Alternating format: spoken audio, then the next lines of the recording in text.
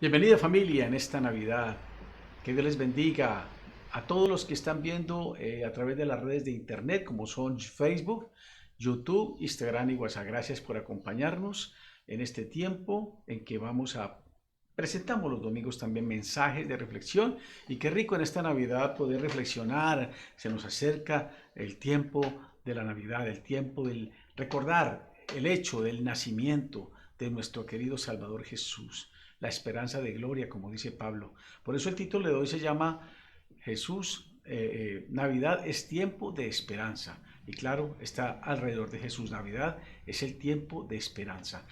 Y una esperanza verdadera, porque es la esperanza mayor que el ser humano puede tener y la humanidad que está cada día, a pesar de los avances, en una tremenda oscuridad. Pero gracias porque podemos brillar por medio de Jesús, que es nuestra estrella, nuestro guía, el príncipe de paz. Vamos precisamente a mirar en este mensaje como una especie de resumen de lo que podríamos representar la Navidad y la conexión con Jesús, sus cualidades y lo que puede hacer. Navidad significa natividad y una vida de esperanza. Vamos a orarle a Dios para que nos ilumine y nos indique cómo debemos actuar en esta reflexión. Señor, gracias te damos porque tú eres la esperanza de gloria que nos levanta de la postración, de la depresión, del temor, de la duda, de la desesperanza. Porque tú eres el único que nos puede ayudar realmente, no es una esperanza fallida, es una respuesta cierta, una forma de darnos cuenta de que Dios nos puede sacar de cualquier crisis, que nos acompaña en los momentos más difíciles y que Él ha hecho una obra admirable de redención para poder tener nosotros acceso a sus promesas. Te pido sabiduría y te pido inteligencia, consolación, edificación para las personas que están viendo, el esposo, la esposa, la mamá, los hijos, el empresario, el estudiante universitario, cualquier tipo de persona, la jovencita, los niños, todos, porque este mensaje es para toda la humanidad y que la palabra de Dios se extienda y sea eficaz. Te lo pido, Padre, con acción de gracias para la gloria única de nuestro Señor Jesucristo. Amén. Bien, vamos a meditar varios puntos. Primeramente vamos a hablar de la introducción, cuál es el propósito, repito, es presentar cómo Jesús en esta Navidad, el hecho de su encarnación, muestra la esperanza para la humanidad y por qué Jesús es la esperanza de gloria. Vamos a hacer primeramente una introducción a manera de contexto histórico y acerca de la profecía, porque la existencia de Jesús no fue como algo que pasó de la noche a la mañana, porque los seres humanos nacemos, pero nadie nos profetizó, nacemos dentro de un hecho histórico, dentro de un hecho biológico y dentro de la historia de la existencia del ser humano, pero no jamás el ser humano ha sido profetizado y anunciado como el Mesías. Jesús es único porque es Dios que se encarnó y anunciado por miles de años, por cientos de años, a través de los profetas de Israel. Por ello quiero primero, de manera de introducción, eh, hablar de algunos aspectos contextuales acerca de la Navidad. Primeramente decir que en Navidad celebramos el nacimiento del Mesías, el anunciado para dar respuesta a los problemas humanos y a la humanidad. Los profetas del Antiguo Testamento, desde Génesis, el primer libro de la Biblia, hasta Malaquías, que es el último libro del Antiguo Testamento, anunciaron este hecho que partiría la historia en dos, la historia de la humanidad.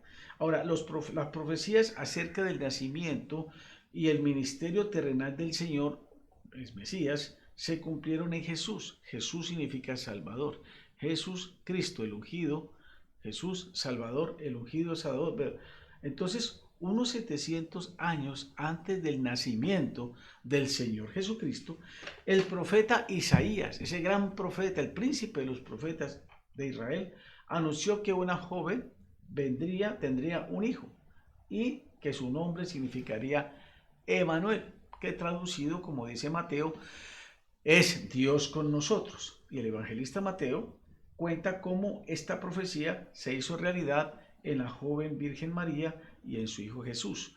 Acotemos adicionalmente a esta introducción que Mateo es el evangelista que habla al pueblo judío acerca de la legalidad, podríamos decir, de que Jesús viene del linaje del rey David y que es anunciado con base en las profecías también de los profetas que el pueblo de Israel lo tuvieron como hombres de Dios, como el caso del profeta Isaías.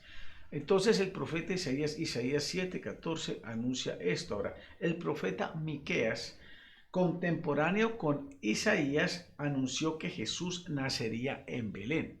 Noten ustedes, un pueblo pequeño, a pocos kilómetros de Jerusalén, considerado por los hebreos insignificante. Pero Belén significa la casa del pan. El nombre Belén quiere decir casa de pan, como repito, el cual es muy significativo, considerando que Jesús se llamó a sí mismo el pan de vida en el Evangelio de San Juan, Juan 6:35.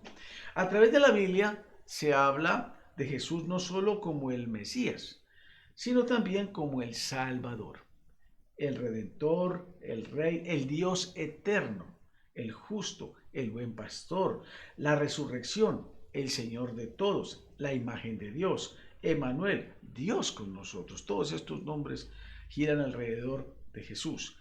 Por eso damos cuenta de que el Señor Jesús cumple todas las profecías anunciadas como el Mesías. Ahora, dentro de este contexto histórico, recordemos cómo ocurrió el anuncio del nacimiento del Señor Jesús. Encontramos en Lucas 1:30 al 33 que el ángel le dijo a María: no tengas miedo, María, porque Dios te ha dado un gran privilegio. Vas a quedar embarazada y tendrás un hijo a quien le pondrás por nombre Jesús. Este niño llegará a ser muy importante y lo llamarán Hijo del Altísimo. Dios lo hará rey como hizo con su antepasado David. Gobernará a la nación de Israel para siempre. Noten ustedes que es un linaje eterno. Su reinado no terminará porque al fin y al cabo Él es Dios. El relato de la anunciación por medio de Gabriel, el ángel, a María es único y lleno de belleza. Ustedes notarán que con este suceso podemos decir que la profecía de la redención anunciada en Génesis 3:15, donde Dios le está diciendo a Adán que saldría de su simiente el Salvador y que en el proceso de la salvación sufriría una herida, se refiere a Jesús.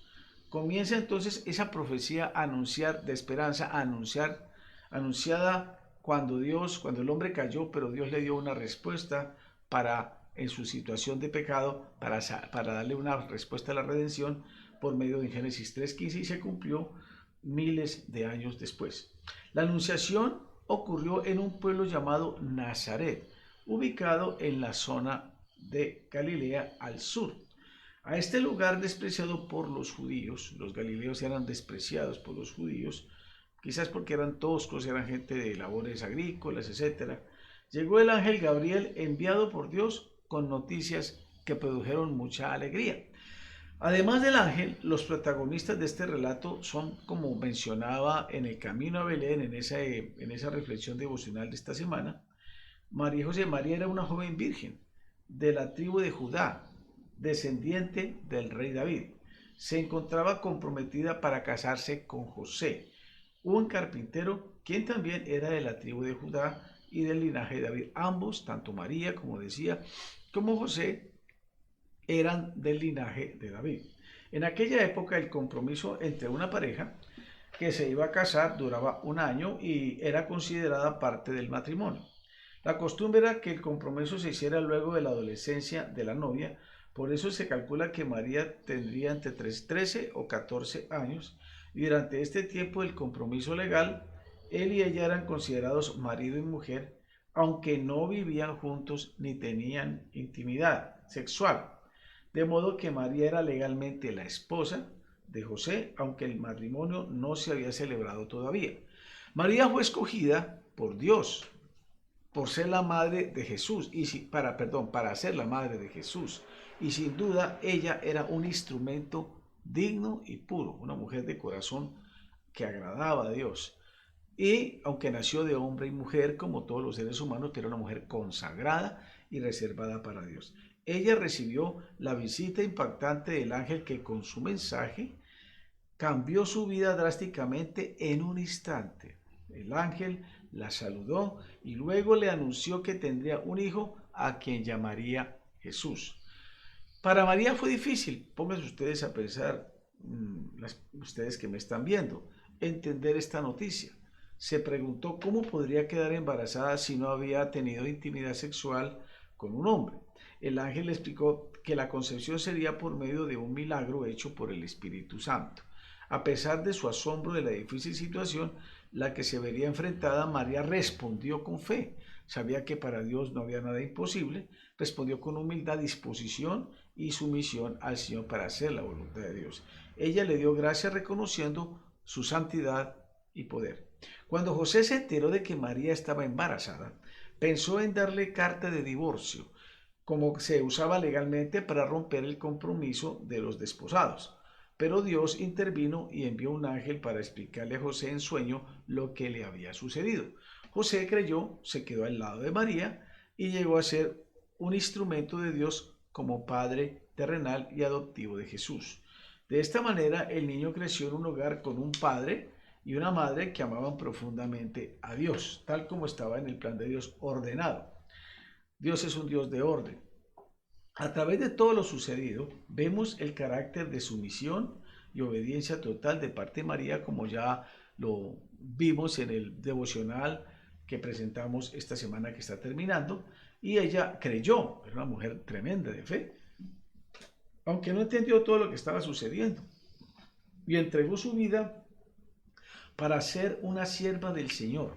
Igualmente, se destaca la valentía, la fidelidad y la nobleza de José, un hombre que recibió por sueños la confirmación de que el embarazo era de carácter sobrenatural, pero fue un hombre obediente, fiel, valiente y humilde porque hizo la voluntad de Dios, aún en limitaciones de llegar a nacer o ubicar al Hijo de Dios en un pesebre allá en Belén, porque no había para ellos ningún mesón que le facilitara ya un lugar.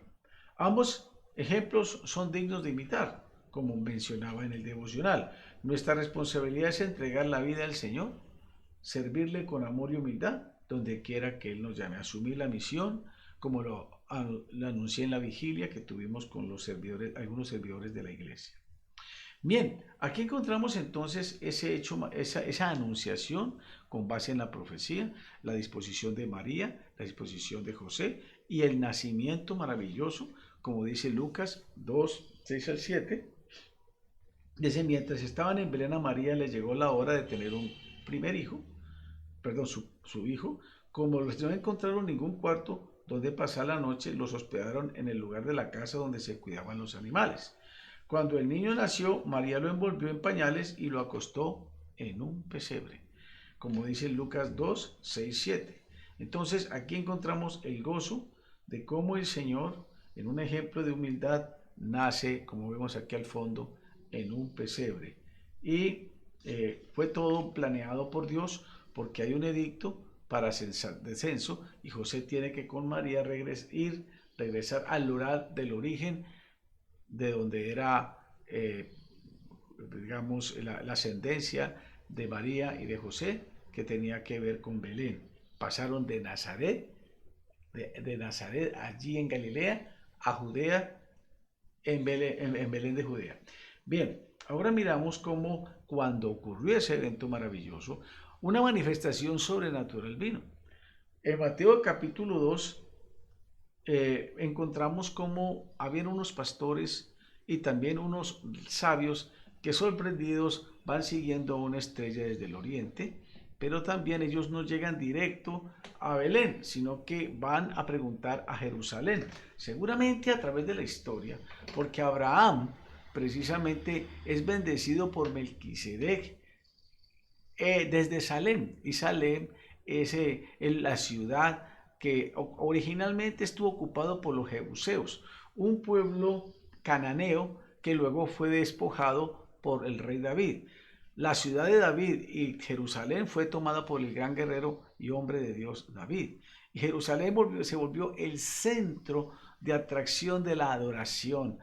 Dios lo eligió a Jerusalén como el lugar más hermoso de la tierra. Todos los lugares Dios los hizo, pero hay un lugar especial donde manifestó su gloria. Es Jerusalén. Qué maravilloso recordar que Jerusalén, dice un salmo, grande es Jehová y digno de suprema alabanza. En la ciudad Dios ha elegido a Sión, porque de allí vino el verbo, se manifestó el verbo. Allí murió y se levantó de los muertos para darnos nueva vida. Por eso recibió Jesús la adoración, el reconocimiento de los hombres sabios, pero también de los pastores que recibieron la revelación celestial, mostrando que Dios había ha dado su buena voluntad al morir al venir a restablecer a los seres humanos, como dice la canción, en un mundo envuelto en sus querellas, en peleas, en violencia, pero viene a dar la paz, a transmitir a aquellos que le creen un estilo de vida no envuelto en el sistema de vida como vive el hombre de hoy. Por eso, esta primera introducción que abarca la historia, que abarca la profecía, el cumplimiento, es algo maravilloso que nos lleva a pensar que Jesús es la única esperanza para nosotros. Jesús es una esperanza de gloria porque Él vino a darnos respuesta a nuestras necesidades. Y vamos a mirar por qué. Primeramente, porque Jesús es luz. Dios, Jesús, es la luz del mundo. Jesús nos muestra que Él es la luz. Es Dios la única, dice que Él es la luz verdadera que alumbra a todo hombre. Dice Juan capítulo 1 que aquella luz verdadera que alumbra a todo hombre vino a este mundo. Y Él, Jesús, dijo, yo soy la luz del mundo. El que me sigue no andará en tinieblas. Jesús nos hace ver que necesitamos ser guiados con una luz segura en un mundo confundido, carente de amor y de esperanza. Solo la luz de Jesús nos permite ver y hacer todo lo que gira alrededor de Jesús resplandece.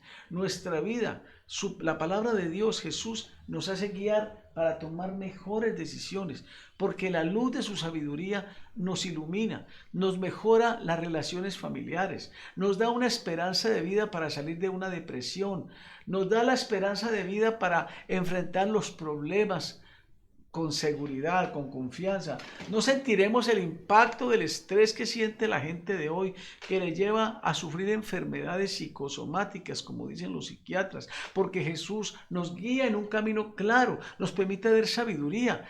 La sabiduría de alguna manera es equivalente a esa luz. Sin sabiduría no podemos tomar decisiones. Sin sabiduría nosotros no seremos insensatos. El mundo de hoy vive a la carrera, enloquecido tras las pasiones, tras los deseos, para la superficialidad, y por eso hay tanta desigualdad, hay tanta violencia en las ciudades, hay tanta zozobra y miedo, porque la luz de Dios no está en el corazón de los hombres, pero en aquellos que le reciben y creen en su nombre, les concede la luz para poderse aprender a guiarse. Sus ojos oscuros, llenos de oscuridad, sean abiertos por medio de la luz del Espíritu Santo que los ilumina. Por eso Jesús es la fuente de eso. Por esto debemos reconocer primeramente que Él es nuestra esperanza. Ya no estarás nunca más confundido si tú te acercas a la luz de Jesús y le pides a Él con toda humildad que te guíe, que te dé dirección, que te abra los ojos para ver y reconocer que Dios sí te puede guiar, que no estás solo, que no estás solitario, que hay alguien a tu lado y que te da un sentido de vida, porque las personas a veces caen en la desesperanza porque no encuentran una razón para vivir o no tienen una historia de vida tan oscura que dice todo en la vida ha sido un caos para mí, pero cuando se acerca la luz Hay alguien que te va a decir, yo he estado siempre contigo y no te he permitido que te vayas a los abismos, pero quiero abrirte los ojos porque tú has ido en tu propia voluntad insensatamente. Yo hace un tiempo en unos videos contaba que había un hombre, y hay un cuadro que muestra a ese hombre que está mirando frente al mar. Yo creo que muchos han visto en internet Huellas en la arena, creo que se llama, donde hay un hombre mirando frente al mar y él mirando la grandeza del mar y el hermoso sol que se aparecía en el oriente, le decía a Dios, Dios, yo he estado, ¿dónde has estado tú en todo este tiempo en que yo he pasado confundido, angustiado, estresado? He vivido en esta vida de una manera sin dar, pareciera que tú nunca has estado conmigo. Y entonces, en otras palabras, podríamos decir, porque no son exactamente las palabras, pero la idea. Entonces, después de él preguntar allí, frente al mar, y allá en la arena, oyó la voz de Dios que le dijo, hijo mío, tú nunca has estado solo, porque yo he estado acompañándote todos estos años. Pero, ¿sabe? Estas dos huellas que están allí y las que ves atrás no son las tuyas, son las mías, porque yo te tengo en mis brazos. Siempre te he tenido. He impedido que cometas locuras. He impedido que te vayas a los abismos. Por eso no temas, yo soy la luz del mundo, yo te puedo guiar, déjate guiar. No viva insensatamente, sino entendido cuál es mi voluntad. Y en esta Navidad te quiero decir, vení a mí si estás trabajado, cansado, confundido, porque te estás tropezando mucho con fracasos, con malas decisiones. Yo quiero ayudarte a tomar las mejores. Venga a mí y yo te daré la fuente de agua viva, te daré una guía para que vivas seguro y confiado, porque yo soy el camino, dice Jesús, la verdad y la vía. Jesús entonces es nuestra única esperanza, porque Él nos puede guiar con un camino seguro. Podríamos decir como cuando una persona va en el mar, en una embarcación muy frágil y no tiene brújula en la oscuridad, con tempestad, a punto de zozobrar, aparece en el horizonte la luz de Jesús.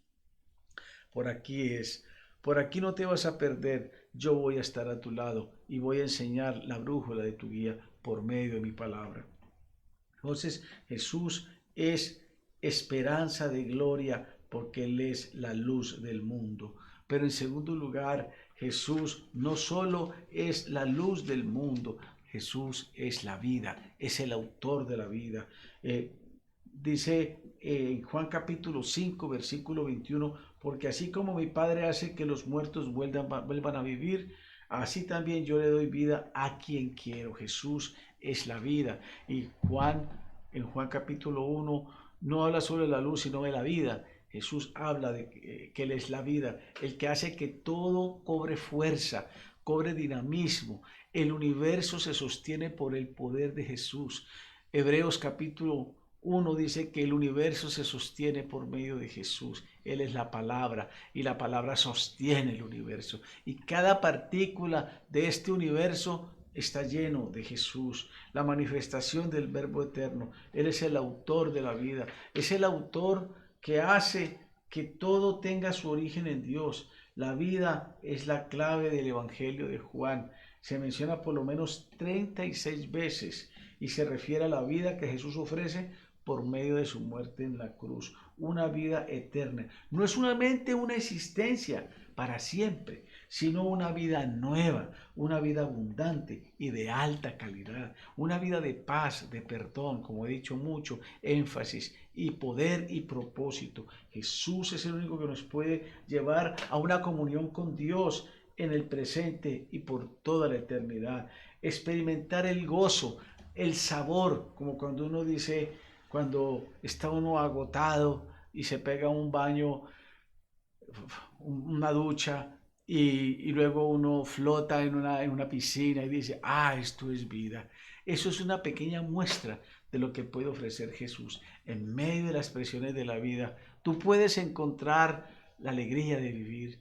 Jesús nos da la alegría, por eso la Navidad también es alegría, pero no es una alegría que se trata de llenar solo el cuerpo y de una manera desordenada a través del alcohol, las drogas, un sexo desordenado, una vida de disolución o de violencia, sino una vida llena de su presencia, satisfacción, sea en abundancia material o no. David decía, tú diste alegría a mi corazón, mayor que la de ellos, cuando abundaba su grano y su mosto. David fue un hombre rico, pero en sus comienzos fue un hombre pobre y quizás tuvo que vivir con el pan de cada día, pero vivía contento porque vivía lleno de la presencia de Dios. Por eso Jesús es la vida, Jesús da el sabor a todo lo que hacemos, le da sentido, le da significado. Por eso te puedes acercar a Jesús, Él es tu esperanza. Ya no busques la esperanza de encontrar aceptación de la gente o de tu novia, de tu novio, de tus amigos, trabajando compulsivamente hasta agotarte para tener dinero y conquistar, porque hay gente que gana dinero para gastar y ostentar y ser reconocido. Hay mujeres que se cambian, se hacen cirugías de los senos y de todo su cuerpo, se cambian la nariz, pero está bien hacerse algunos arreglos, pero no por falta de aceptación. El ser humano a veces ataca tanto con estas cirugías que con los años van deteriorando su apariencia. No, Dios quiere que primero te sanes por dentro, que tú aprendas a saber que la vida nace de la aceptación que Dios tiene contigo y que te ama con amor eterno y te acepta como tú eres y que eres un diseño único y irrepetible. Dios tiene para ti el mejor proyecto, una vida abundante, pero hay que venir a Él y no dejarse guiar por los esquemas que afectan tanto a los jóvenes. ¿Cuántas jóvenes están envueltas en la bulimia? Los jóvenes en la anorexia, muchos jóvenes en violencia porque quieren ser reconocidos, porque mucha gente quiere hacer cosas malas y conseguir dinero para ser reconocido, encontrar satisfacción porque piensan que el dinero es la felicidad. El dinero es un medio, fruto del trabajo digno, es una bendición, pero cuando se vuelve codicia, destruye y contamina como está pasando en las sociedades actuales, con el narcotráfico, la violencia y la corrupción. Por eso Jesús es el único que puede darnos la vida en tercer lugar, pero también Jesús es el príncipe de paz. Jesús es el único que nos puede dar una verdadera paz. Él ha dicho en su palabra, la paz os dejo, mi paz os doy. No como el mundo la da, yo os la doy. No se turbe vuestro corazón ni tenga miedo. No debemos temer porque Él es el único que nos produce a nosotros un verdadero satisfacción de tener paz. Y la paz es algo fundamental que todos necesitamos. La paz no depende de las circunstancias, la verdadera paz no se puede comprar, ni llega por medio de tranquilizantes o ni estimulantes. La paz está en una persona y su nombre se llama Jesús. La paz es una persona. Dios promete guardar paz en todos los que creen en Jesús y lo reciben como su Salvador. Hay una promesa hermosa que nunca se me olvida, que se llama Isaías 26:3. Tú guardarás, dice la palabra, en completa paz aquel cuyo pensamiento se mantiene pensando porque en ti ha confiado. Entonces la paz inundará todo entendimiento que ha sido absorbido por las preocupaciones que produce falta de sueño, agotamiento, estrés. Pero cuando tú descansas en Dios, la paz proviene de Dios, que sobrepasa todo entendimiento. Y viene confianza, sosiego frente a las circunstancias más difíciles. Por eso Jesús prometió, les doy mi propia paz. Y Jesús en Isaías capítulo 9, versículo 6, ha prometido ser llamado el príncipe de paz. Entonces, gloria a Dios cuando los ángeles dijeron, gloria a Dios en las alturas, en el cielo y en la tierra paz. Jesús es el único que trae esa paz, pero nace en el corazón del hombre, porque cuando el hombre pecó, se separó de Dios, se inundó los celos, las contiendas, las disensiones, el odio, la egolatría, el desorden, la desarmonía, todo lo que produce rebeldía empezó a gestarse en la naturaleza ya depravada. El pecado pasó al hombre, Adán, y de Adán pasó a todos los hombres, por cuanto todos pecaron. Muchos dicen, pero fue Adán, no yo. Pero si usted hubiera estado en lugar de Adán, hubiera hecho lo mismo, porque Dios sabe que en los lomos de Adán la humanidad pecó. Por eso necesitamos entonces darnos cuenta que el único que tú vas a encontrar tranquilidad, descanso para tu alma. Repito, venid a mí, dice el Señor, todos los que estéis trabajados porque has trabajado mucho y has tenido poco, o si has tenido muchas cosas, está agotado tu cuerpo, o si has trabajado muchas cosas, no has sabido calcular el precio de tener un hogar en paz, porque has saturado a tu hogar de cosas materiales, has llenado a tus hijos de cosas de dinero, de títulos universitarios, pero hoy tus hijos no te llaman, no te visitan, tu esposa no tiene una buena convivencia contigo porque está tras las modas, tras el dinero, o usted mismo, y usted está tratando de comprar con dinero la felicidad, y no hay paz en tu casa, te comes un pavo y es discusión en el celular, no puedas dormir porque continuamente estás viendo cómo van tus negocios en la bolsa, no puedes tener paz, un minuto de paz, porque has confundido, has invertido los valores, pero yo te pido que sin dejar de trabajar, no en Dios es tu trabajo, no en Dios es el dinero. Deja que Cristo, el príncipe de paz, aprenda a administrar tu vida y darte esa paz para que usted pueda entender cómo se conquista el amor de un hijo, porque no es solo con cosas, no es solo con dedicarle tiempo a un trabajo. ¿Cuántos padres dedicaron tanto tiempo al trabajo que se olvidaron del tiempo con sus hijos? Dedicarles tiempo. Y eso no se puede pagar con dinero, ni pagando en los mejores colegios. Por esto encontramos hogares divorciados, por esos hijos que se suicidan teniendo todo, porque la presencia del príncipe de paz es el único que lo puede llenar. Por eso te lo invito para que dejes que Cristo, el príncipe de paz, señoree en tu vida. Y finalmente, Jesús nos da, Él es el Salvador, el Dios, tenía que ser Dios, el príncipe de paz que nos da la salvación en quinto lugar. Jesús es el único que es el Salvador. Él es el único por medio del cual nosotros podemos encontrar el perdón y la salvación de nuestros pecados. No hay ser humano que pueda salvar a otro, porque ningún ser humano puede salvar a otro. No hay preso que pueda sacar otro preso. Tiene que estar afuera para liberar a otra persona. Jesús es el único propicio, dice Juan, el Cordero de Dios que quita el pecado del mundo, que quita tus fracasos, tus rebeldías, toda esa rebeldía contra Dios histórica, la sangre de Jesucristo te ha limpiado de todos tus pecados si te acercas a Él, porque todo lo que Dios anunció en el Antiguo Testamento, a manera de sombra de lo que habría de venir, los sacrificios anunciaban el sacrificio perfecto que haría el Cordero de Dios, para que el ser humano pudiera ser limpiado de sus maldades con una nueva naturaleza, porque el que cree en Jesucristo tiene una nueva naturaleza. 2 Corintios 5:21 dice, el que está en Cristo, unido a Jesús, tiene una nueva vida que agrada a Dios. Usted no puede, ni yo, ser religiosos, y eso lo tratamos de hacer. Propósitos de enmienda, confesión de boca, santificación de obras. Yo me acuerdo de muchas cosas que en la historia religiosa que aprendí, pues fueron propósitos buenos, pero nuestra naturaleza no se pudo hacer porque hay que entregar la vida al señorío de Cristo. Si tú permaneces en Jesús, Él va a hacer que usted tenga fruto y puedas decir, ya no vivo yo para mi ego, para mi satisfacción, sino para que Cristo viva en mí y desarrolle todo el potencial, porque ya se vuelve tu Salvador. Ya puedes tener conexión con el Padre sin sentirse culpable. Ya te puedes sentir justo como Dios mismo es. Por eso Jesús le dijo a Nicodemo, por toda tu religiosidad, con ser un hombre principal entre los judíos y tratar de cumplir la ley, tú no puedes agradar a Dios si no naces de arriba.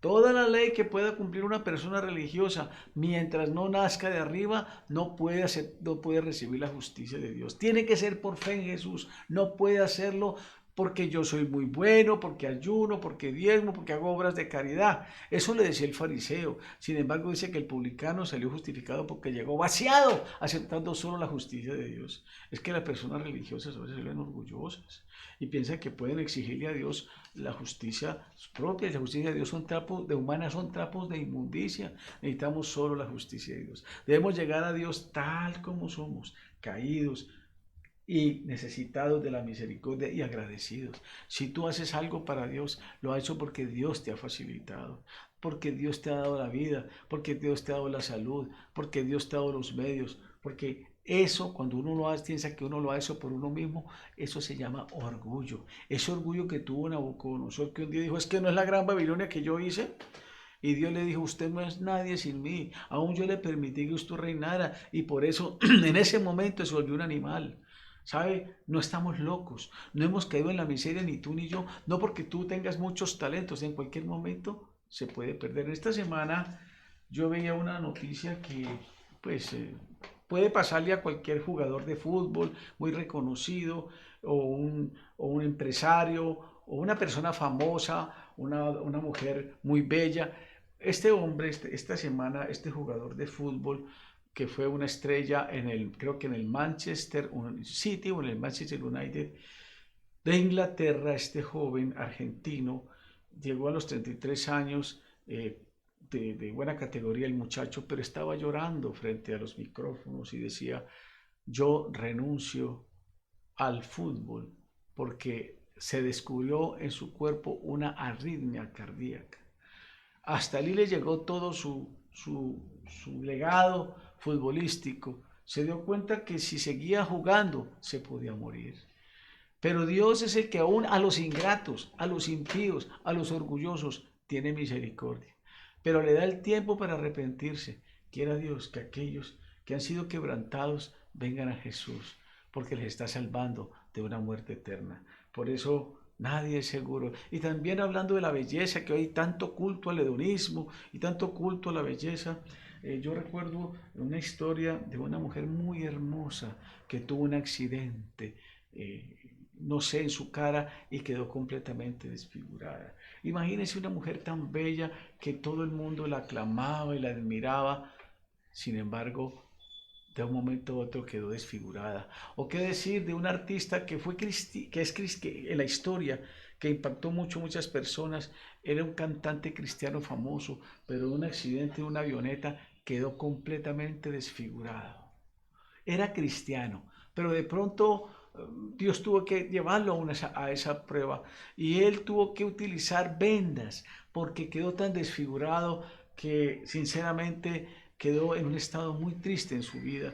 Pero Dios usó ese dolor en su vida poco a poco a restaurarle su cara, pero con cicatrices, para ir a los hospitales y a las clínicas a sembrar esperanza, porque él mostraba que más allá Cristo le dio valía, le dio esperanza y una bella esposa y una familia que lo amaron y lo apoyaron cuando se accidentó. ¿Cuántas veces los amigos te sirven porque tienes plata, porque tienes fama, porque hay correspondencia de que yo te doy, tú me das?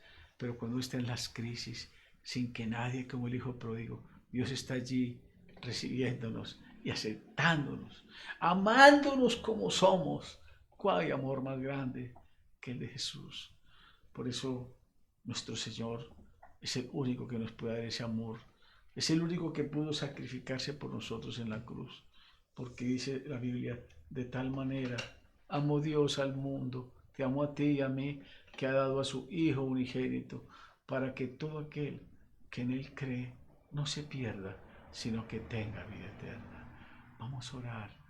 En este resumen de lo que representa la Navidad, que Jesús es la esperanza de gloria, porque Él es el protagonista de la historia, que se cumplieron en Él, Señor, gracias, las profecías, que esto no es mitología, que esto no es Santa Claus, no es que son historias mitológicas que enredan a los niños. Qué triste es que se ha ahogado al niño Jesús por los cuentos de la mitología. Está bien contar historias, pero separar en los niños los cuentos de la realidad. Santa Claus no vino porque dice una canción, era Rodolfo el Reno, que tenía la nariz roja como el tomate, y vino Santa Claus y lo ayudó, y entonces terminó alabando a Santa Claus. En lugar de separar la realidad de la ficción, vivimos en un mundo virtual que a veces se confunde, y por eso vivimos personas que hay mundos irreales y esquizofrénicos. Necesitamos separar. Qué bonito contar historias reales, pero también algo de las fábulas, pero que separar la realidad de la ficción. Jesús es realidad, su historia es real, Él vino de la eternidad del tiempo, Dios es real, Jesús se encarnó y Él vino para redimirnos, Él vino para hacer los milagros que ningún hombre hizo, Él vino para transformar la vida de los hombres con su luz, Él vino a dar esperanza porque Él es la vida, porque Él alimenta de confianza la vida. Tiene que ver con un futuro incierto que nos anima cada mañana a levantarnos y saber que Él está con nosotros y que cada día nos da una vida abundante y que estamos caminando hacia una esperanza de manifestación gloriosa un día cuando Él se manifieste en plenitud. Pero Él está alimentando esa esperanza mientras crecemos hacia el galardón eterno. Jesús es la esperanza de vida y el príncipe de paz. Gracias, Señor. ¿Cuánto necesitamos la paz en los hogares? Ese es el mensaje más importante, ese es el regalo que le podemos llevar a las personas. Gracias a Dios, sin natilla, buñuelos, comida, pero eso no va a llenar. Después de enero, todos esos adornos, algunos se acabarán, los almacenes de adornos ya los cierran, porque son estacionales y pasajeros. El príncipe de paz, Jesús, es el único que te puede llenar, darte esa paz que tú necesitas. Has vivido toda la vida, como dice la canción, tanto camellá y no tengo nada. Que vivo una vida vacía, que tanto esfuerzo, porque has puesto tu corazón en las cosas que nos llenan, en cisternas rotas de las relaciones sexuales ilícitas, por un momento de placer, o en la satisfacción de embriagarte. No estoy diciendo que se tome, pero tome algo agradable, un vino, pero embriagarse con vino para desahogar sus tensiones no es sano, ni el aguardiente. Por eso hay tantos accidentes, cuántas familias se mueren, por eso hay tanta violencia en los hogares, y no solo de ahora. ¿Cuántos niños hoy, adultos que fueron niños, o sus abuelos, vivieron el embate, la desgracia de esa droga que, no, que fue el equivalente a la cocaína, al narcotráfico de hoy? El alcohol que promovieron muchas cerveceras, el alcohol. ¿Sabe qué? Ese alcohol llevaba a que esos hombres gastaran lo poco que se ganaban para golpear a sus esposas y llegar a masacrar a sus hijos, y por eso tenemos muchas veces una generación en Colombia violenta, porque se promovió mucho el alcohol.